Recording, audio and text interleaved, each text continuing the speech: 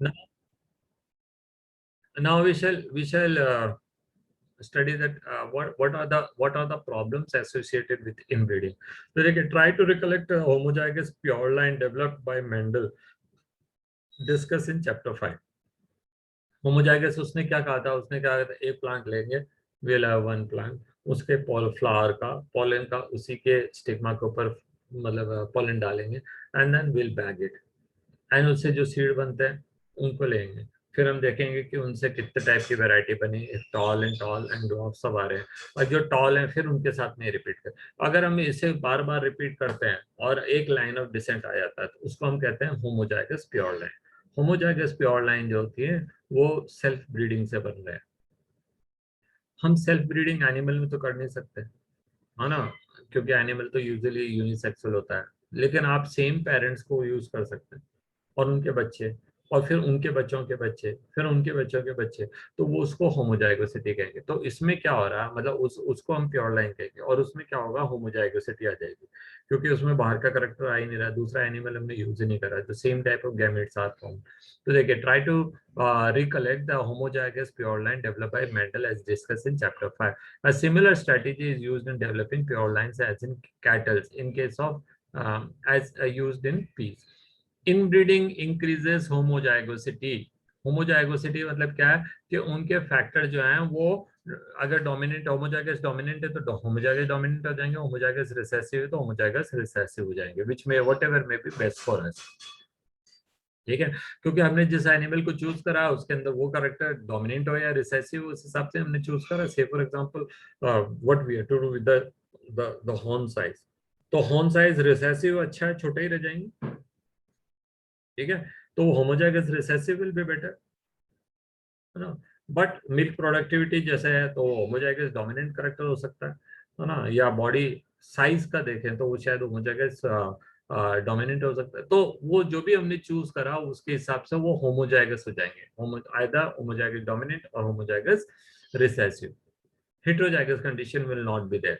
Heterozygous रहेंगे तो क्या होगा, heterozygous will provide all variety. जैसे हमने हेट्रोजाइगस टॉल को दो प्लांट को क्रॉस करा तो हमको ऑफस्प्रिंग जो है वो 1:2:1 टाइप के मिले, है ना, तो वहाँ वेरिएशन आते जाते हैं। तो हेट्रोजाइगस वेराइटी हमको नहीं चाहिए, हम चाहेंगे होमोजाइगोसिटी आ जाए।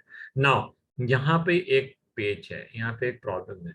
दस इन breeding is necessary if we want to evolve pure line of any animal. Inbreeding exposes harmful recessive genes and thereby eliminating by that are eliminated by selection. अगर उनमें कोई हार्मफुल करेक्टर आ गया तो आपको उस गाय को या उस बैल को यूज नहीं करना है for next generation. So you have to be very careful. That is what the selection involved. Evaluation and selection. ठीक है? Therefore, it also helps in the accumulation of superior gene and elimination of less desirable. Therefore, this approach where there is a selection at each step increases the productivity of inbreed population. However, अब ये line बहुत important है। However, continued inbreeding, especially in the close inbreeding, usually reduces the fertility even productivity. This is called inbreeding depression. अगर हम continuously, हमने क्या कहा था, कितनी बार जनरेशन, कितने टाइम तक जनरेशन कराने के लिए कहा, वहां पे लिखा था अपने बुक में हमने पढ़ा कि 4 to 6 generation. Why only 4 to 6 generation? Why not in the continued further? तो हम क्या देख रहे हैं कि अगर 4 से 6 जनरेशन के बाद भी हम ये करते जाएंगे तो कई बार क्या होता है, जो वीक करेक्टर है वो वीक ही रह जाते हैं, there is no chance of improvement. ठीक है, if certain weak character, suppose the disease resistance is not there. अब disease resistance is such a thing which is not going to be face every day. हमको रोज रोज थोड़ी जरूरत पड़ती है disease, क्योंकि गाय रोज थोड़ी बीमार होती है, लेकिन अगर हो गई और रिकवर नहीं हो रहे, हमारा लॉस लग गया, तो कई बार क्या होता है कि जो वीक करेक्टर है वो उसके अंदर जो है अच्छे से बैठ जाते हैं, उनके सारे बच्चे वैसे ही होंगे। तो this is called inbreeding depression. So what you have to do is, once we have to breed with some other, breed same रखना है, ठीक है, So whenever this become a problem, selected animals of the breeding population should be mated with unrelated superior animals of the same breed.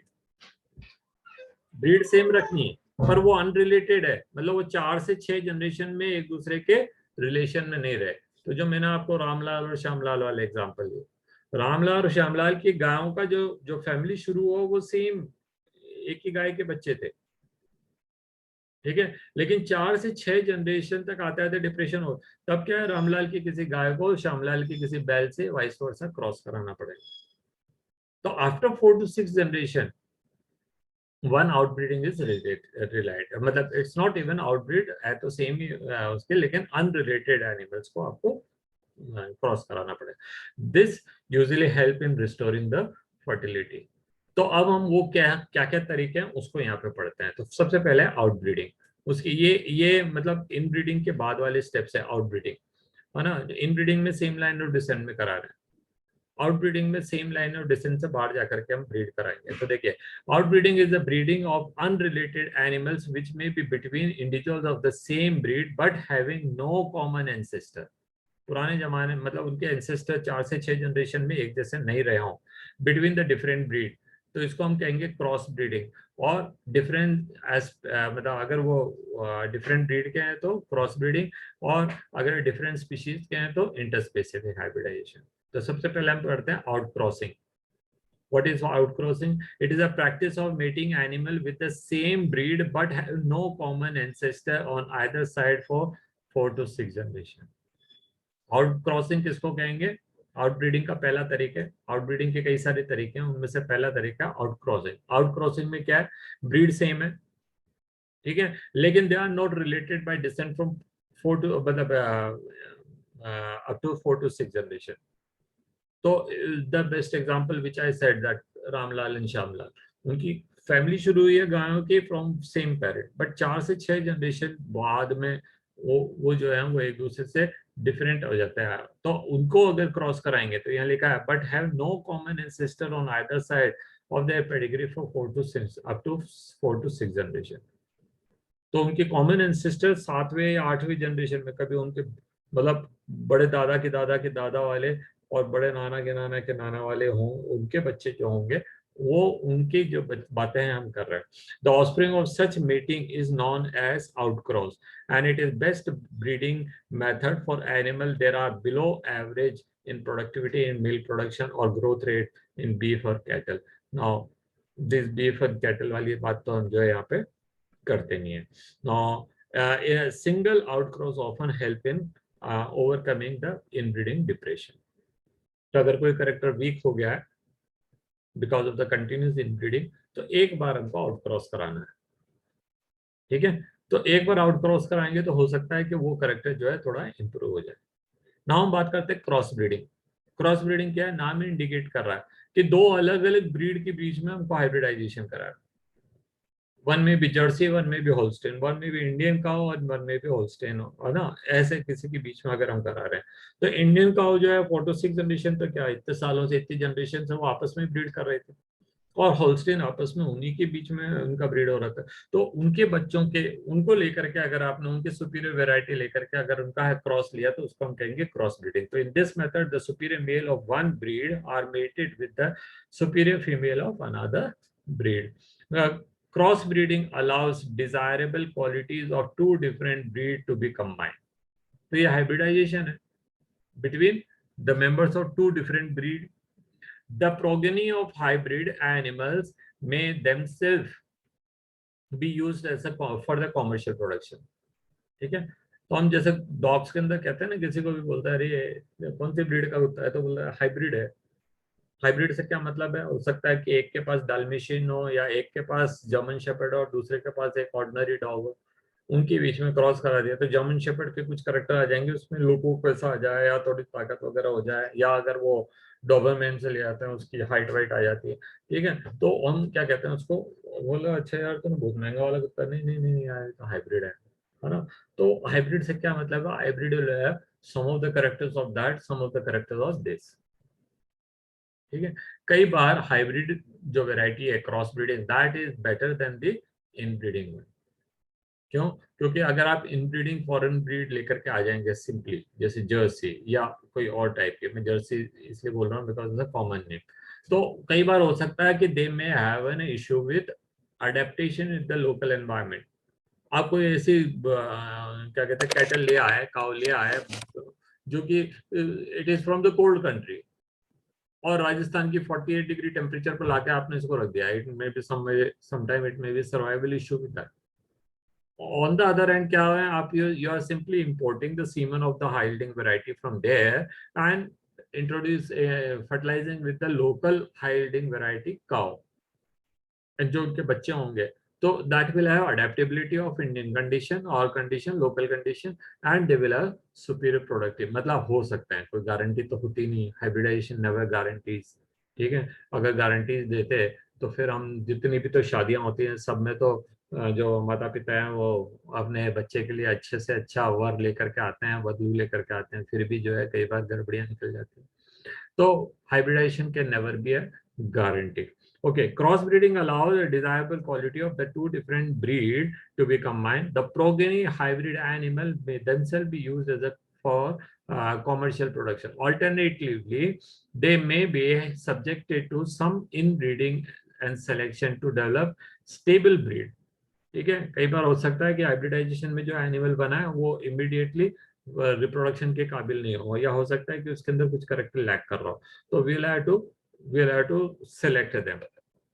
ठीक है, selection to develop a new suitable breed that may be superior to the existing breed। Many new animal breed have been developed by this approach। अब इसका एक example दे रखा है हिसेडेल। हिसेडेल जो है एक तरह की शीप है, ठीक है, is a new breed of sheep developed in Punjab by crossing Bikaneri ewe and Merino ram। जो भेड़ है फीमेल है वो तो बिकानेरी है, और जो मेल है वो कहाँ से लाया है, मेरिनो। मेरिनो कहाँ के है, दिस इज न्यूजीलैंड की, है ना। तो उनके बीच में क्रॉस करा करके हमने एक नया वेराइटी बनाया जिसको हम कहा हिजेडेल। तो हिजेडेल is a very very high reading क्या कहते हैं शीप, जिसका वूल जो है बहुत अच्छा होता है, it is specially for wool purpose. ठीक है, अब यहाँ पे हमने केवल ब्रीड डिफरेंट करी है, अब हम क्या कर रहे हैं, स्पीशीज ही बदल रहा है। Interspecific hybridisation. इंटरस्पेसिफिक हम यहाँ पे तो देखिए ना, जो हाइब्रिडाइजेशन करा है किसके बीच में करा है, ईव्स एंड रैम्स, दोनों ही भेड़ हैं, मेल एंड फीमेल।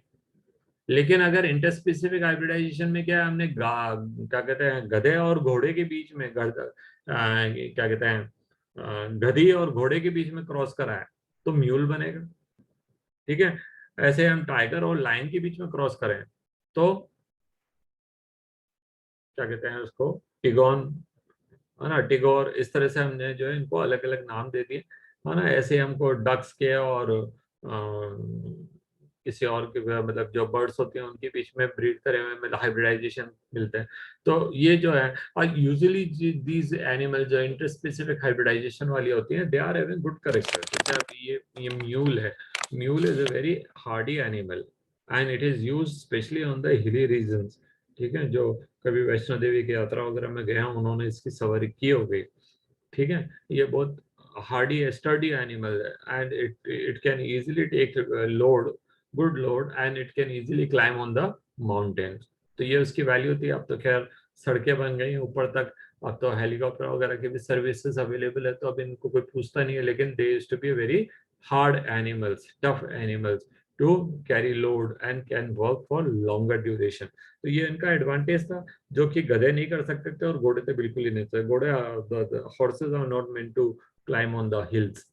ठीक है, donkeys could, but their capability is not as good as that of these mules।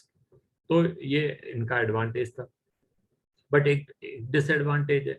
Disadvantage क्या है कि often these animals are sterile, so you cannot produce a new mule from by a क्या कहते हैं breeding between two mules, male and female में। ठीक है, वो बच्चे नहीं पैदा कर सकते। Every time you have to get a mule from a cross between horse and sorry a mare and a donkey.